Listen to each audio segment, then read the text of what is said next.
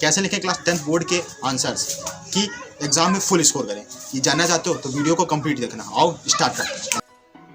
Hello class 10th और 12th के students, आज के इस वीडियो में हम बात करेंगे कि एक परफेक्ट आंसर कैसे हम लिखें कि हमारे बोर्ड एग्जाम में पूरे 100 आउट ऑफ 100 मार्क्स या फिर फुल मार्क्स हमारे स्कोर हो सकें। तो फुल स्कोर करने के लिए सिर्फ पढ़ना ही ज़रूरी नहीं है, उसके लिए तुमको एक परफेक्ट आंसर भी लिखना आना चाहिए। अब परफेक्ट आंसर लिखने के सिर्फ 5 तरीके इस वीडियो में बताऊँगा, तो इस वीडियो को कंप्लीट देखना, अभी तुमको फ़ायदा होगा, तो इस वीडियो को कंप्लीट देखना। तो ये टोटल 5 फॉर्मेट मैंने लिख रखे हैं। इस 5 फॉर्मेट को मैं डिटेल में एक्सप्लेन करता हूँ। तो बात करते हैं पहले फॉर्मेट से। तो पहला फॉर्मेट है क्वेश्चन का फॉर्मेट। अब देखो, क्वेश्चन जब पेपर तुम्हारे पास आएगा तो तुम सबसे पहले उसमें तुमको देखना पड़ेगा कि क्वेश्चन फॉर्मेट कैसा है। अब जैसे क्वेश्चन इसमें पूछ रहा होगा कि क्वेश्चन में तुमको दिखा होगा कि डिफाइन करना है या फिर एक्सप्लेन करना है। अब अगर जो जैसे मान लो तुमने कुछ भी डेफिनेशन याद कर ली, सपोज कर लो तुमने कोई भी डेफिनेशन याद कर ली, मान लो हम एसिड बेस और सॉल्ट वाले बात कर लेते, तो अगर उसमें एसिड की डेफिनेशन आ गई तो अगर जो लिखा होगा डिफाइन एसिड तो फिर तुमको सिर्फ एसिड की डेफिनेशंस लिखनी है। लेकिन अगर जो लिखा होगा एक्सप्लेन एसिड तो तुमको एसिड के बारे में बताना है, डेफिनेशन लिखनी है, साथ में उसके सारे पॉइंट्स भी क्लियर करने हैं कि उसमें कितने टाइप का होता है, उसका पीएच वगैरह, उसका डायग्राम बना आगे जो डायग्राम से रिलेटेड कोई क्वेश्चन है तो डायग्राम बना सब बना के तुमको बताना पड़ेगा।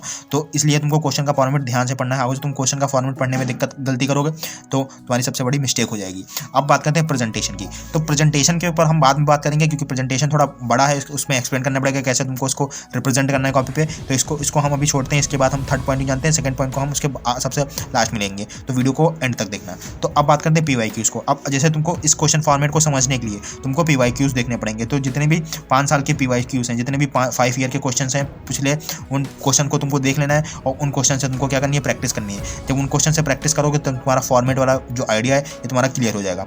अब बात करते हैं टू द पॉइंट। अब जैसे मान लो तुमको आंसर लिखना है, तो कोई भी आंसर अगर जो तुम लिख रहे हो तो उसको टू द पॉइंट लिखना है। अगर जो 3 नंबर का है तो 3 नंबर ही मिलेंगे, चाहे तुम पूरा 1 पेज लिख दो या फिर उसकी टू द पॉइंट लिखो, तो मिलेंगे तुमको 3 नंबर ही नंबर। अब कई लोग क्या करते हैं कि आंसर को बढ़ाने के लिए कि हम ज़्यादा लिख देंगे तो हमको ज़्यादा नंबर मिल जाएंगे, तो ये सबसे बड़ी गलती करते हैं। तो इसलिए तुमको क्या करना है, आंसर उतना ही लिखना है जितना उसमें टू द पॉइंट आना चाहिए, तो इसलिए टू द पॉइंट लिखना।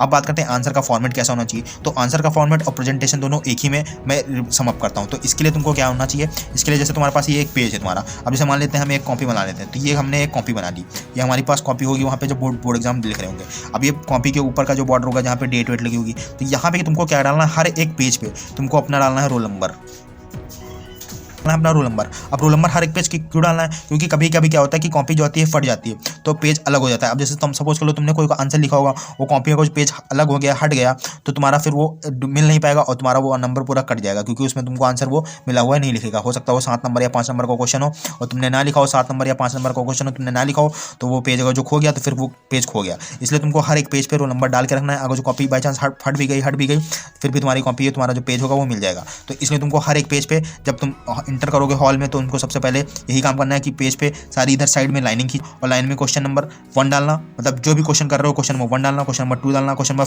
मान लो 3 नहीं आता, 4 नहीं आता तो 4 डाल देंगे, 3 नहीं आता 3 के लिए जगह नहीं छोड़ेंगे, हम 4 डाल देंगे, तो 4 करेंगे। इसलिए करना, और ऊपर क्या करना है, तुमको डालना है अपना रोल नंबर, हर एक पेज पे डालना है। इस पेज के बाद दूसरा पेज आएगा, उस पर तुमको क्या डालना है, रोल नंबर डालना है। अब बात करते हैं क्वेश्चन कैसे लिखोगे। तो क्वेश्चन मान लो तुमने 1 क्वेश्चन लिखा, 2 लिखा, 3 लिखा, 4 5 लिखा, 6 लिखा, 7 लिखा, जितने भी क्वेश्चन लिखने लिख लो।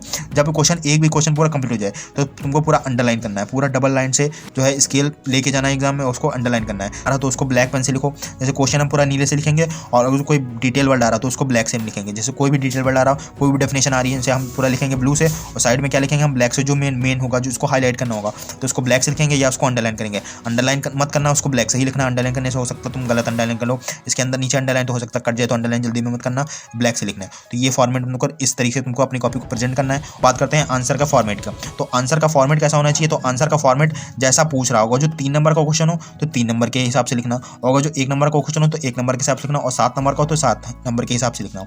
ये आंसर तुम्हारे क्वेश्चन पे डिपेंड करता है कि कितने नंबर का क्वेश्चन है। सपोज कर लो अगर मान लिया आ गया क्वेश्चन, आ गया वर्ल्ड वॉर के बारे में, अगर जो वर्ल्ड वार आया सिर्फ 1 नंबर में तो सिर्फ उसकी डेफिनेशन लिखोगे। अगर जो वर्ल्ड वार आया 4 नंबर में या फिर 5 नंबर में तो तुमको उसमें एक्सप्लेन करना पड़ेगा, तो इसलिए नंबर के हिसाब से भी करना। और अगर जो उसमें डिफाइन एक्सप्रेसमेंट याद रखना है, एक्सप्लेन लिखा होगा तो तुमको एक्सप्लेन करना ही पड़ेगा, डिफाइन लिखा हो तो डिफाइन करना पड़ेगा। इस तरीके से तुमको अपना पूरा लेके चलना है। और ऐसे और वीडियोज़ के चैनल को सब्सक्राइब कर लो, लाइक कर लो, शेयर कर लो। मिलते हैं नेक्स्ट वीडियो में। Bye bye.